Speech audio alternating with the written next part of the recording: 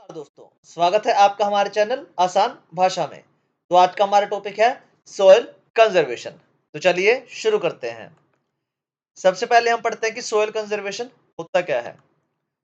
तो soil conservation का मतलब क्या होता है, हमारी सोइल को प्रोटेक्ट करना ताकि उसका कटाव ना हो पाए और जो उसकी फर्टिलिटी है, जो उसका उपजाऊपन है, वो भी उसमें बना रहे। तो इस प्रोसेस को हम क्या कहते हैं, सोइल कंजर्वेशन। अब इसमें क्या-क्या होते हैं, इसमें कई सारे मेथड आते हैं हमारे पास, ठीक है? इससे इन मेथड से क्या होता है, सोइल हेल्दी रहती है और काफ़ी प्रोडक्टिव रहती है, मतलब उसमें कुछ भी हम उगाएँगे तो वो अच्छी तरह से उग जाएगा। अब ये हमारे फार्मिंग के लिए, जो किसान भाई हैं उनके लिए भी इम्पोर्टेंट है, फॉरेस्ट जो हमारे जंगल है उनके लिए भी इम्पोर्टेंट है, पानी कंजर्वेशन के लिए, जो वाटर कंजर्वेशन है उसके लिए भी इम्पोर्टेंट है और हमारे ओवरऑल जो एनवायरनमेंट है उसके लिए भी काफ़ी इम्पोर्टेंट है। अब सोइल कंजर्वेशन की मीनिंग के बाद हम पढ़ते हैं कि सोइल की इंपॉर्टेंस क्या होती है, कि सोइल हमारे लिए क्यों ज़रूरी है। अब सोइल क्या है, पूरी जो लाइफ है ना, प्लांट लाइफ है, वो सारी उसको सपोर्ट करते हैं। बिना सोइल के कोई भी प्लांट लाइफ एग्जिस्ट कर ही नहीं सकती है, ठीक है? अब उसमें क्या है, क्योंकि ये वाटर और न्यूट्रिएंट्स को ना अपने अंदर स्टोर करके रखती है, इसलिए इंपॉर्टेंट है काफ़ी प्लांट लाइफ्स के लिए, ठीक है? और क्या है, सोइल क्या है, होम है किनके लिए, कई सारे ऑर्गेनिज़म्स हैं ना जो अर्थ पे हमारे पाए जाते हैं, जैसे वर्म्स हो गए, कीड़े हो गए, माइक्रोब्स हो गए, उनके लिए क्या है, ये घर ही लगा लो उनका। सोइल के बिना वो पनप नहीं सकते हैं हमारे पास, ठीक है? उसके बाद क्या है, कार्बन और नाइट्रोजन साइकिल जो होती है ना हमारी, जिसमें हमारा कार्बन का रोटेशन होता है, नाइट्रोजन का रोटेशन होता है, उसके लिए ना जो ये सोइल है ना, ये एक इम्पोर्टेंट रोल प्ले करती है उसमें, उसके बिना ये पॉसिबल नहीं है, कार्बन और नाइट्रोजन साइकिल। अब कोज़ क्या है सोइल डिग्रेडेशन का? क्योंकि सोइल हमारी अगर डिग्रेड हो रही है तभी तो उसको कंज़र्व करने की ज़रूरत पड़ रही है।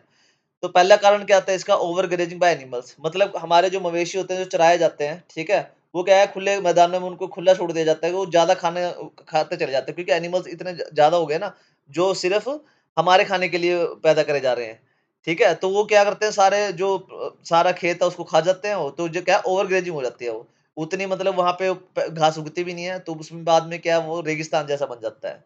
डिफॉरेस्टेशन इसका कॉज़ है, इतने सारे जंगल काटे जा रहे हैं, तो ये तो सोइल डिग्रेडेशन का कॉज़ है ही है। Over use of chemical fertiliser and pesticide, जो केमिकल फर्टिलाइज़र यूज़ करे जा रहे हैं, इतने सारे पेस्टिसाइड्स यूज़ करे जा रहे हैं, ताकि हम किसकी पैदावार को बढ़ाया जा सके फसलों की, तो उससे भी क्या हो रहा है, हमारी सोइल डिग्रेड हो रही है। पुअर फार्मिंग टेक्निक्स है, मतलब सिंचाई की कुछ टेक्निक होती हैं, या किसी मौसम में फसल उगा देना, या एक फसल को बार-बार एक ही जगह पे उगाते रहना, ठीक है? वो भी प्रैक्टिसेज़, अगर पुअर फार्मिंग प्रैक्टिसेज़ है ना, तो वो भी किसका कारण बनती है, सोइल डिग्रेडेशन का। अब अर्बनाइज़ेशन बढ़ती जा रही है, इतने सारे मकान बनते जा रहे हैं, दुनिया क इतनी मतलब 800 करोड़ लोग होंगे, साढ़े 800 करोड़ लोग हो गए हम, ठीक है? और कंस्ट्रक्शन इतना ज़्यादा बनता जा रहा है, तो वो भी सोइल डिग्रेडेशन का कारण बनता जा रहा है, क्योंकि जंगल वगैरह सब काटे जा रहे हैं उसकी वजह से। विंड और वाटर इरोज़न भी इसका क्या है, एक महत्वपूर्ण कारण बनता है, क्योंकि हवा तेज़ चलेगी या पानी का तेज़ बहाव होगा, तो वो भी क्या करेगा, सोइल को डिग्रेड करेगा। अब इसके डिग्रेडेशन के बाद हम पढ़ लेते हैं सोइल इरोज़न के क्या है, टाइप्स कौन-कौन से होते हैं। तो सबसे पहले तो है वाटर इरोज़न, फिर है विंड इरोज़न, फिर है शीट इरोज़न, फिर है रिल एंड गली इरोज़न।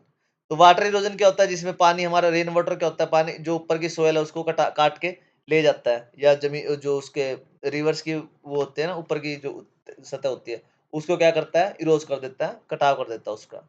या फिर विंड इरोज़न होता है, जो टॉप सोइल को क्या करती है, उड़ा के ले जाती है कहीं-कहीं पे, जिससे कि सारी जो मिट्टी के वो है ना, जो न्यूट्रिएंट्स है वो खराब हो जाते हैं उसके। शीट इरोज़न क्या होता है, थिन लेयर होते हैं जो उसकी सोइल की, वो रिमूव हो जाते हैं यूनिफॉर्मली। और उसके बाद रेल एंड गली आता है, जो कटाव से बन जाते हैं ना, formation of large and small channels of soil. Soil के जो चैनल से बन जाते हैं ना, गड्ढे से बन जाते हैं, उसमें भी क्या होता है, सोइल का इरोज़न होता है। तो ये 4 टाइप्स हैं हमारे सोइल इरोज़न के। अब उसके बाद देखिए इफ़ेक्ट क्या पड़ता है सोइल इरोज़न का। तो सबसे बड़ा इफ़ेक्ट तो ये है कि जो फर्टाइल टॉप सोइल होती है ना, उसका काफ़ी लॉस हो जाता है, क्योंकि जो टॉप सोइल होती है ना सोइल की, वही फर्टाइल होती है, उसके जो नीचे जहाँ-जहाँ नीचे जाते जाएँगे, उसकी जो फर्टिलिटी है ना, वो कम होती चली जाती है। अब इससे क्या है, रिड्यूस्ड एग्रीकल्चर प्रोडक्टिविटी। अब ऑब्वियस सी बात है, जब अगर सोइल आपकी अच्छी नहीं है, ठीक है? और वहाँ पे कुछ भी उगा रहे हो, तो वो भी एग्रीकल्चर में उतनी ज़्यादा प्रोडक्टिविटी नहीं आ पाएगी और फसल उतनी अच्छे से हो नहीं पाएगी। सेडिमेंटेशन है रिवर्स में और लेक्स में, मतलब जो भारी कण है ना, वो बैठ जाते हैं नीचे, जो मिट्टी के हैं, वो ऊपर छोटे-मोटे वो रह जाते हैं रिवर्स और लेक में, उससे भी क्या है इफ़ेक्ट पड़ता है, सोइल इरोज़न से ही होता है वो भी। Increase risk of flood. अब इससे क्या, फ्लड का और जो सूखा पड़ने का ना रिस्क, वो बहुत ज़्यादा बढ़ जाता है। क्योंकि सब जगह पे अगर जंगल वगैरह हो ही नहीं पाएँगे, सारा मिट्टी ही मिट्टी हो जाएगी, उसमें क्वालिटी नहीं बचेगी कुछ, तो क्या हो जाएगा, साफ सूखा ही पड़ जाएगा और उससे बाढ़ आने का खतरा भी बढ़ जाता है। डिज़र्टिफ़िकेशन भी हो जाता है कि कई जगह पे डेज़र्ट्स बन जाते हैं। कई बार आपने देखा होगा कुछ तस्वीरें, जहाँ बहुत बड़े-बड़े जंगल हुआ करते थे, अब वहाँ पे क्या डेज़र्ट रह गए हैं। वो भी किसका है, एक्सट्रीम केस है वो किसका, सोइल इरोज़न का ही। अब मेथड कौन-कौन से हैं सोइल कंजर्वेशन के? अब सबसे पहला मेथड आता है contour, terracing, afforestation, strip cropping, ठीक है? ये सारे कौन-कौन से इसके मेथड है। इस वजह से हमने टॉप 4 यहाँ पे हम क्या है डिस्कस करके दिखाएँगे, बाकी आप इसे सारे पेपर के लिए याद कर लेना। क्योंकि इसके लिए हम एक प्रॉपर अलग से वीडियो बनाएँगे, यहाँ पे हम 4 ही करेंगे डिस्कस, क्योंकि इसके लिए हम प्रॉपर अलग से वीडियो बनेगी पूरी इसके जो वो है ना मेथड ऑफ सोइल कंजर्वेशन, इसके लिए अलग से वीडियो बनेगी। तो हम क्या करेंगे, हम सिर्फ ये 4 डिस्कस करके दिखाएँगे आपको यहाँ पे। तो सबसे पहला आता है कंटूर फार्मिंग। तो ये कौन-सी होती है, जैसे वो होते हैं ना, जैसे पहाड़ लगा लो, एक पहाड़ है, वहाँ पे हमने क्या किया है, लाइन बना दी है। पहाड़ भी लगा लिया, स्लोप है कहीं पे भी थोड़ा-सा, वहाँ पे हमने लाइन बना दी है ताकि पानी हमारा बहे ना ज़्यादा, ठीक है? और प मिट्टी को बहा के ना ले जाए। उसको क्या कहे हम कंटूर, मतलब ये कंटूर टाइप का लगने लग जाता है, जैसे शेड सी लगने लग जाती है। इसको हम कहते हैं कंटूर फार्मिंग, ठीक है? यहाँ पे हमें क्रॉप्स उगाए जाते हैं। ये क्या है, रन ऑफ को रिड्यूस कर देता है, वाटर इरोजन नहीं होता है इससे, और ये क्या है, हिली एरियाज़ में काफ़ी इंपॉर्टेंट रोल प्ले करता है। उसके बाद है टेरेसिंग। टेरेसिंग कौन-सी होती है, सीढ़ीनुमा खेत बनाते थे जैसे हम।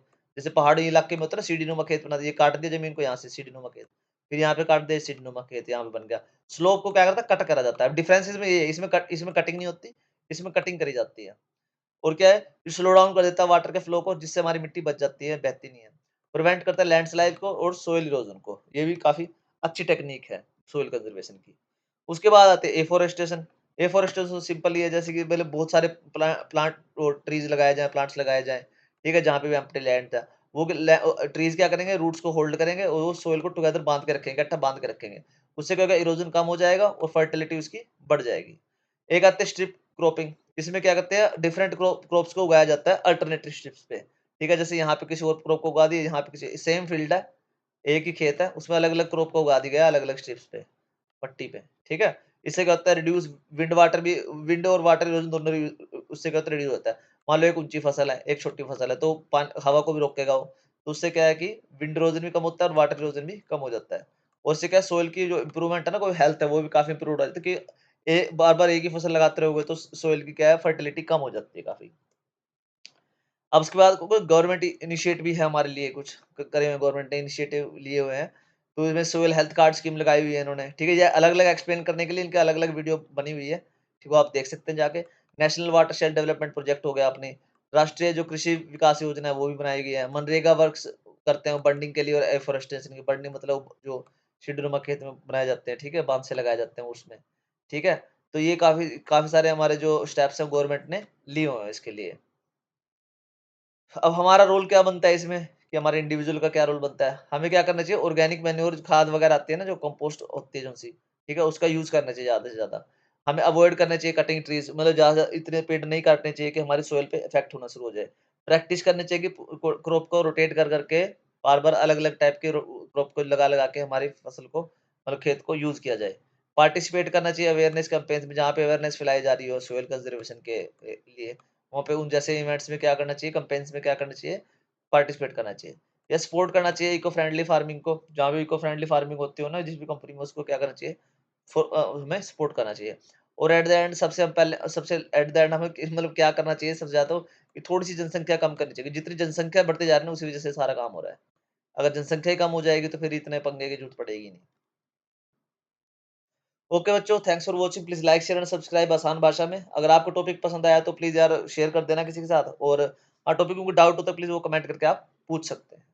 Thank you.